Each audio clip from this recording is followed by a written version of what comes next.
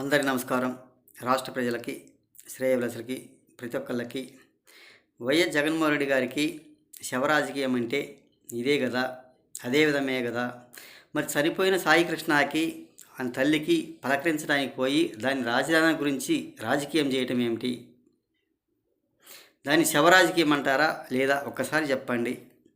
ఏదో చనిపోయిన వారి కుటుంబాన్ని పరామర్శించి వాళ్ళకేదో మద్దతు పలికి మంచిగా పలకరించి వచ్చేయడానికి ఒక శవరాజకీయం చేసి ఒక రాజధాని రాజకీయం చేస్తున్నారు. అది మంచిదంటారా? ఒకసారి చెప్పండి. విజయవాడ ప్రజలారా ఒక్కసారి ఆలోచించండి. రాజధాని పేరుతో ఎంతోమందిని నిరాశలు చేస్తారు. తన అవసరాల కోసం విజయవాడలో ఎంతోమందిని ఖాళీ చేసి ప్రక్కకు గెంటేస్తారు. మీరు వెళ్ళిపోవలసి వస్తుంది.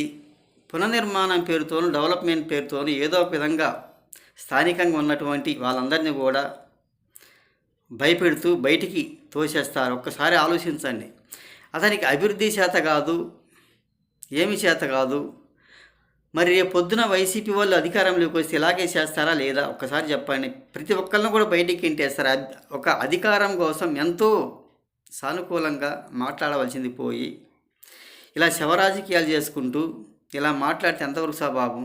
రేపొద్దున మిమ్మల్ని కూడా అలాగే చేస్తారా లేదా, అలాగే కాల్ చేస్తారా లేదా ఒక్కసారి ఆలోచించండి. విజయవాడ ప్రజలను మోసం చేయడానికి, మభ్యపెట్టడానికి ఎంతో నాటకాలు ఆడుతూ ఎంతో డ్రామాలు ఆడుతున్నారు. ఈ డ్రామా నాయుడిని మీరు ఆలోచించండి ఒక్కసారి. విజయవాడలో కూడా ఎంతో విధంగా ఆలోచించుకోవాల్సిందిగా ఖాళీ చేసి రేపు పొద్దున పక్కకు కూడా గంటేస్తారు. ఒక్కసారి ఆలోచించండి. ఇది ఏమైనా మంచి పద్ధతేనా? అది మంచిది కాదు. రాజధాని పునర్నిర్మాణం అమరావతి వాళ్ళకు వ్యతిరేకంగా నివాదాలు చేస్తూ ప్రాంతాల వారికి గొడవలు పెట్టడానికి ప్రతి ఒక్క జిల్లాకి ఇదే విధంగా ఇదే దత్కారంగా మాట్లాడుకుంటూ జగన్మోహన్ రెడ్డి గారు ఎలా మాట్లాడుతున్నారో ఒక్కసారి ఆలోచించండి. ఒక డెవలప్మెంట్ పేరుతో ఇప్పుడు స్థానికంగా ఇట్టున్నటువంటి వాళ్ళందరినీ కూడా భయపెడుతూ గెంటేస్తారు. ఒక్కసారి ఆలోచించండి. ఆయన డెవలప్మెంట్ చేత కాదు, కంపెనీ చేత కాదు, ఒక రాజకీయ లబ్ధి పొందడానికి, ఒక అధికారం కోసం, ఒక సీఎం పదవి కోసం ఇలాంటి డ్రామాలు ఆడుతున్నారు. రేపు పొద్దున ప్రతి ఒక్కరిని కూడా అలాగే చేస్తారా లేదా ఒకసారి ఆలోచించండి. ఏది ఏమైనా ఆయన ఒక మూర్ఖత్వంగా ప్రవర్తించుకుంటూ రాష్ట్ర ప్రజలను మభ్యపెట్టి మోసం చేస్తున్నారు.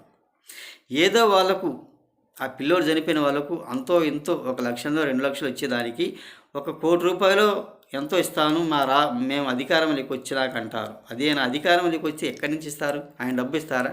రాష్ట్ర ప్రజల సొమ్ము, రాష్ట్ర ప్రజలకి పన్నుల భారం వేసి ఆయన ఇస్తాడే కానీ సొంత డబ్బు కాదు. ఇవ్వవలసిందైతే ఇంతో అంతో ఇప్పుడే ఇవ్వాలి. సహాయం అనేది చెయ్యాలి.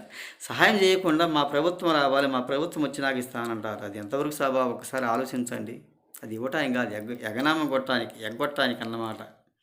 ప్రజలు మభ్య పెడుతున్నారు, ఆయన ముగ్గులోకి దింపుకుంటున్నారు.